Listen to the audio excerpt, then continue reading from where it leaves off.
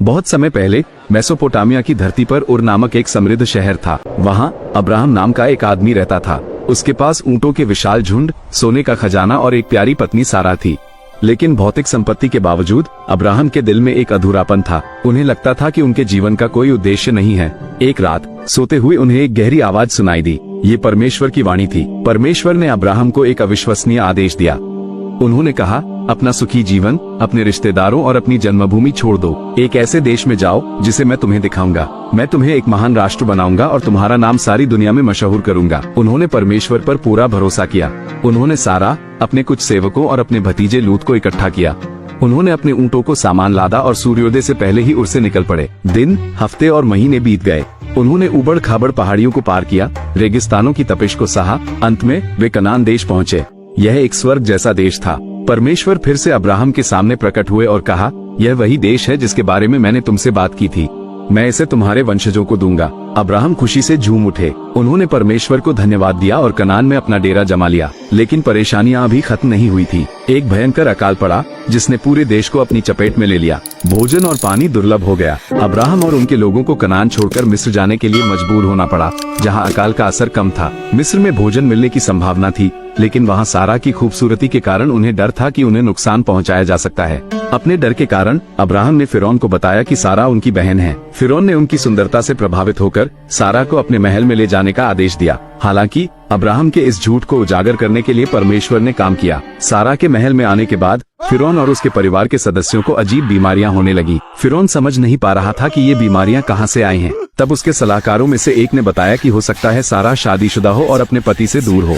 फिरौन ने अब्राहम को बुलाकर पूछा कि उसने सच क्यों नहीं बताया। अब्राहम को अपना डर स्वीकार करना पड़ा और उन्होंने माफी मांगी। फिरौन ने गुस्से में तो था, लेकिन उसने सारा को वापस लौटा दिया। दिलचस्प बात यह है कि उसने अब्राहम को और धन दौलत देकर भी विदा किया। यह इस बात का संकेत हो सकता है कि फिरौन यह मानता था कि परमेश्वर अब्राहम के साथ है और उन्हें कोई नुकसान नहीं पहुंचाना चाहता था। इस तरह परमेश्वर ने अब्राहम की रक्षा की और उन्हें सारा के साथ सुरक्षित रूप से कनान लौटने में मदद की। कुछ सालों बाद कनान लौटने के बाद लूत और अब्राहम के बीच झगड़ा हो गया, क्योंकि उनके बड़े झुंड के लिए चारागाह कम पड़ने लगा। अब्राहम ने शांति बनाए रखने के लिए लूत को ये चुनने दिया कि वे कहाँ रहना चाहते हैं। लूत ने स्वार्थी होकर हरे भरे चरागाहों वाला क्षेत्र चुना, भले ही वो सदोम और गोमरा के दुष्ट शहरों के पास था। अब्राहम सूखे और बंजर इलाके में रहने के लिए तैयार हो गए, लेकिन परमेश्वर के आशीर्वाद से उनकी जमीन फलने फूलने लगी। एक दिन दो स्वर्गदूत अब्राहम के पास आए। उन्होंने अब्राहम को बताया कि वे सदोम और गोमरा का नाश करने जा रहे हैं। अब्राहम ने लूत के बारे में पूछा, जो अभी भी उन दुष्ट शहरों में रहता था। अब्राहम ने परमेश्वर से प्रार्थना की कि अगर शहरों में कुछ धर्मी लोग हो तो उनको बचा लिया जाए। परमेश्वर ने अब्राहम की प्रार्थना सुनी और बताया कि अगर सदोम में सिर्फ 10 धर्मी लोग भी मिल जाएं, तो वो शहर को नष्ट नहीं करेगा। लेकिन दुर्भाग्य से सदोम और गोमरा में कोई धर्मी व्यक्ति नहीं मिला। परमेश्वर ने 2 स्वर्गदूतों को लूत के पास भेजा। उन्हें कहा गया कि वे लूत और उसके परिवार को शहर से बाहर ले जाएं। लूत ने परमेश्वर के दूतों की बात मानी और जल्दी से अपनी पत्नी और बेटियों को तैयार किया। लेकिन लूत की पत्नी ने परमेश्वर के आदेश की अवज्ञा की और पीछे मुड़कर देख लिया। वह एक नमक के स्तंभ में बदल गई। लूत और उसके बच्चे शहर से भाग निकले। तभी आकाश से आग और गंधक बरसने लगी। सदोम और अमोरा शहर पूरी तरह नष्ट हो गए। यह एक भयानक दृश्य था। कुछ सालों बाद परमेश्वर ने अब्राहम से वादा किया कि उनके वंशज बहुत अधिक होंगे, जितने आकाश के तारे और समुद्र की रेत के कण होते हैं। लेकिन अब्राहम और सारा बहुत बड़े हो गए थे और उनकी कोई संतान नहीं थी।